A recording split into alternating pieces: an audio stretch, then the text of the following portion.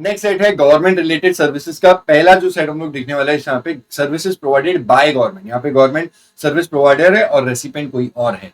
इसके जो पहले वाले 5 पॉइंट से बड़े मस्त, अब मैं इसको चार्ट से बता दूंगा, आपको समझ में आ जाएगा। पॉइंट 3, 4, 5 ये बड़ी इंपॉर्टेंट है। तो ये शुरू के 5 है, मैं इसको आपको टेबल चार्ट से बता दूंगा, आपको वो सारी चीजें उस तरीके से समझ में आ जाएगी। ठीक है, तो वो एनालिसिस डिस्कशन एक बार देख लो। ओके जी, before starting government related service में आपको गवर्नमेंट रिलेटेड सर्विस के अंदर एक छोटा सा पॉइंट जो ऐड हुआ है वो बताना चाहता हूं। इस पूरे ग्रीन लाइन को आप देख लीजिए। जो डिपार्टमेंट ऑफ पोस्ट है, अब कुछ और एक वर्ड ऐड हो गया है। अब डिपार्टमेंट ऑफ पोस्ट के साथ साथ आपको मिनिस्ट्री ऑफ रेलवेज ब्रैकेट में इंडियन रेलवेज ये भी ऐड हो गया है। तो जहां जहां पे डिपार्टमेंट ऑफ पोस्ट लिखा हुआ है वहां पे समझना कि डिपार्टमेंट ऑफ पोस्ट के साथ में वहां पे ministry of railways Indian railways ये भी आपका वर्ड ऐड हो गए हैं। So not much of a difference, बहुत बड़ा ग्रेट डिफरेंस नहीं है एक्चुअली। इन सारी चीजों से कोई फर्क पड़ता ही नहीं है। जो एक्सप्लेनेशन मैंने दी है वो पहले भी ऐसे ही पड़ती थी, अभी भी वो इस तरीके से ही बैठेगा, उसमें कोई फर्क नहीं है। सरकार ने क्लैरिटी लाने के लिए इन वर्ड को ऐड किया है, बाकी इसका मीनिंग कोई चेंज नहीं होता। ठीक है, अब वो क्लिप ऐड कर देता हूं। गवर्नमेंट की सर्विसेज बेसिकली 3 कैटेगरीज में डिवाइडेड होती है। 3 कैटेगरीज आपको दिख रही है। पहली है कैटेगरी 1, यहाँ पे वो 3 सर्विस है। डिपार्टमेंट ऑफ पोस्ट की कुछ सर्विस है, उसके बाद में एयरक्राफ्ट और वेसल से रिलेटेड सर्विस, और उसके बाद में ट्रांसपोर्टेशन ऑफ गुड्स या पैसेंजर। ये कैटेगरी 1 में, क्योंकि इसकी टैक्स ट्रीटमेंट अलग होती है।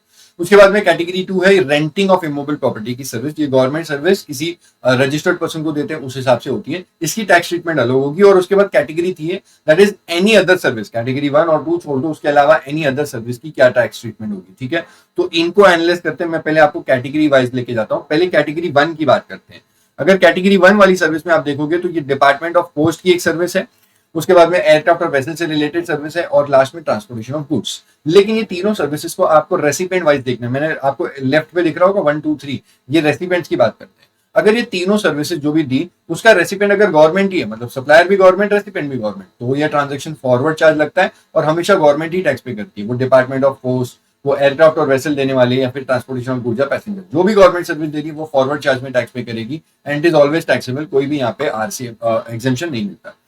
पॉइंट 2 के अंदर और पॉइंट 3 के अंदर भी यही है कि रेसिपेंट अगर any person other than business entity होगी या फिर बिजनेस एंटिटी होगी, हमेशा ये वाले तीनों ट्रांजेक्शन के लिए हमेशा टैक्स लगेगा, एग्जेम्पशन नहीं है। हमेशा फॉरवर्ड चार्ज ही लगेगा, आरसीएम नहीं लगेगा। जो गवर्नमेंट सर्विस दे रही है वही टैक्स पे करती है फॉरवर्ड चार्ज में। लेकिन चलो एग्जेम्पशन कुछ है, आपको नीचे मैंने ऑरेंज बॉक्स बनाया, उसी के अंदर ग्रीन भी है। पहली बात इन्होंने बोला कि डिपार्टमेंट ऑफ पोस्ट की अब सिर्फ 4 सर्विसेज एग्जेम्प्ट है। डिपार्टमेंट ऑफ पोस्ट की service post card, letter, inland letter, book post और ऑर्डिनरी पोस्ट। लेकिन ऑर्डिनरी पोस्ट वाली सर्विस में देखना कि अगर वो एनवेलप का वेट अगर लेस देन 10 ग्राम है तो ही एग्जेम्प्ट होगा। 10 ग्राम या उससे ज्यादा का वेट होगा एनवेलप का तो एग्जेम्प्ट नहीं होगा, टैक्सेबल होगा। In short department of post की सिर्फ ये 4 सर्विसेज अभी एग्जेम्प्ट है। जितनी भी सर्विस पहले हुआ करती थी, जितनी भी सर्विस अब होंगी, वो सब कुछ टैक्सेबल है। अगर आपको ये 4 दिखेंगी तो ही एग्जेम्पशन लिखना, इसके अलावा जो भी लिखेंगे वो टैक्सेबल होगा। ठीक है, ऊपर जो उन्होंने कट किया उस कट करने का इंपैक्ट यही था कि अब कुछ भी एग्जेम्पशन नहीं है, सब कुछ टैक्सेबल है। एग्जेम्पशन जो है वो हम लोग सेपरेटली बता रहे हैं, वो सेपरेटली इन्होंने नीचे बताया, जो मैंने नीचे वाले ग्रीन बॉक्स में लिखा हुआ है। अब उसके बाद नीचे और एक एग्जेम्पशन की बात की है मैंने यहाँ पे बोला कि डायरेक्टली यहाँ पे कोई एग्जेम्पशन नहीं लिखा हुआ है। देखो ट्रांसपोर्टेशन ऑफ पैसेंजर वाले सेक्टर में देखो, अगर रेलवे के फर्स्ट क्लास या एसी कोच को छोड़ दो, उसके अलावा रेलवे से कोई ट्रांसपोर्टेशन कर रहा है तो एग्जेम्प्ट है। तो इस तरीके से एग्जेम्पशन आपको मिलेगा, वो आपको उस हिसाब से देखना पड़ेगा। या फिर स्टेज कैरेज बसेस जो गवर्नमेंट की होती है, हर एक स्टॉप पे रुक के जाती है, वो अगर नॉन एसी होगी और ईसीयू के थ्रू सर्विस नहीं दी है तो उसमें भी एग्जेम्पशन है। तो आपको ट्रांसपोर्टेशन ऑफ गुड्स और ट्रांसपोर्टेशन ऑफ पैसेंजर ये दिमाग में रखना पड़ेगा। वो जो भी एग्जेम्पशन है जो गवर्नमेंट वाली सर्विस का, वो आपको मिलेगा। लेकिन जहां पे कोई एग्जेम्पशन नहीं है ट्रांसपोर्ट सेक्टर में, वो टैक्सेबल होगा और हमेशा गवर्नमेंट ही फॉरवर्ड चार्ज में टैक्स पे करेगी। डिपार्टमेंट ऑफ पोस्ट की सिर्फ 4 सर्विस है, बाकी सब कुछ टैक्सेबल है। और एयरक्राफ्ट और वेसल से रिलेटेड ऐसी कोई सर्विस एग्जेम्पशन इन्होंने नहीं बताई है। जो मैंने नए अपने हाथ से लिखा हुआ है ब्लू और ऑरेंज और पिंक कलर के बॉक्स में, वही लिखा है कि डिपार्टमेंट ऑफ पोस्ट की सारी सर्विसेज अब टैक्सेबल हो गई क्योंकि अमेंडमेंट हुआ है। लेकिन सिर्फ 4 हैं जो इन्होंने स्पेसिफिकली एग्जेम्पशन बताई है। आगे बढ़ते हैं, कैटेगरी 2 की देखते हैं। कैटेगरी 2 में आपको दिखेगा रेंटिंग ऑफ इमोबल प्रॉपर्टी, जो मैंने ग्रीन कलर के बॉक्स में ग्रीन कलर का सर्कल मार के नीचे लिखा हुआ है। रेंटिंग ऑफ इमोबल प्रॉपर्टी की सर्विस ये तो दे रही तो गवर्नमेंट है। अब आपको रेसिपेंट वाइज चेक करना है, रेसिपेंट कौन है। ये रेंटिंग ऑफ इमोबल प्रॉपर्टी की रेसिपेंट भी गवर्नमेंट है, मतलब सप्लायर भी गवर्नमेंट, रेसिपेंट भी गवर्नमेंट, एग्जेम्प्ट रहेगा।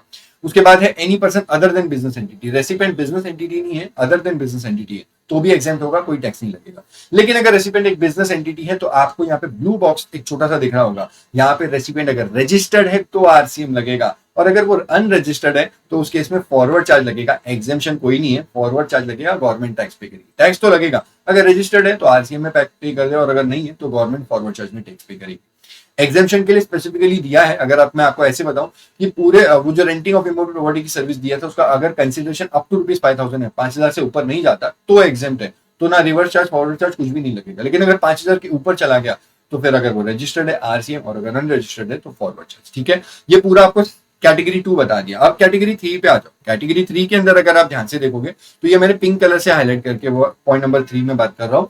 अब वो एनी अदर सर्विस, मतलब वो पहला कैटेगरी के अंदर जो कुछ है वो छोड़ दो, कैटेगरी 2 के अंदर है जो कुछ है वो छोड़ दो, उसके अलावा कोई भी सर्विस अगर गवर्नमेंट देती है, उसका रेसिपिएंट अगर गवर्नमेंट ही है तो एग्जेम्प्ट होगा। Any person other than business entity है तो भी एग्जेम्प्ट होगा। लेकिन अगर वो एक बिजनेस एंटिटी है तो भाई टैक्स लग जाएगा, और हमेशा रिवर्स चार्ज है। वो बिजनेस एंटिटी ये नहीं बोल सकती कि मैं रजिस्टर्ड हूं या अनरजिस्टर्ड। अनरजिस्टर्ड है तो फिर कंपलसरी रजिस्ट्रेशन लेके टैक्स पे करो, लेकिन टैक्स उस बिजनेस एंटिटी को टैक्स पे करना होगा, फॉरवर्ड चार्ज कभी नहीं लगेगा। लेकिन चलो नीचे एग्जेम्पशन है, मैंने उसी के नीचे एग्जेम्पशन के 2 केसेस बताए हैं। पहला केस, अगर जो कंसिडरेशन चार्ज किया है गवर्नमेंट ने उस बिजनेस एंटिटी से अदर सर्विस के लिए, जो कंसिडरेशन चार्ज किया है वो अप टू ₹5,000 है तो कोई टैक्स नहीं लगेगा, ना फॉरवर्ड चार्ज ना रिवर्स चार्ज, कुछ टैक्स नहीं लगेगा। चलो और एक ऑप्शन है, चलो 5,000 के ऊपर भी चला गया ना तो भी एक बेनिफिट है। वो बिजनेस एंटिटी जिसको गवर्नमेंट ने ये अदर वाली सर्विस दी, कंसिडरेशन तो 5,000 के ऊपर है लेकिन फिर भी एग्जेम्पशन मिलेगा अगर बिजनेस एंटिटी ऐसी है जिसका प्रीसीडिंग फाइनेंशियल ईयर का टर्नओवर रजिस्ट्रेशन कराने की थ्रेशोल्ड लिमिट से कम था, तो ऐसी बिजनेस एंटिटी इस फाइनेंशियल ईयर में गवर्नमेंट से कोई भी अदर वाली सर्विस लेगी, चाहे कंसिडरेशन कितना भी हो, वो हमेशा एग्जेम्प्ट रहेगा। ठीक है, ये पूरी बातें यहाँ पे खत्म होती है।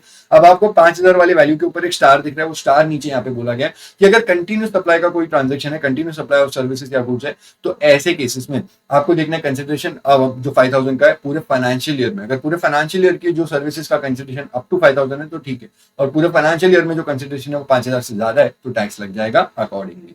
ये पूरी बातें यहाँ पे डिस्कस हो गई आपको इस तरीके से, ये वापस से मैंने रिफ्रेम किया। ये मेरा एग्जामिनेशन चैप्टर में भी आ जाता है, और ये आ जाता है इधर यहाँ पे लास्ट वाला। जाते जाते एक बात क्लियरली समझ लो भाई, ये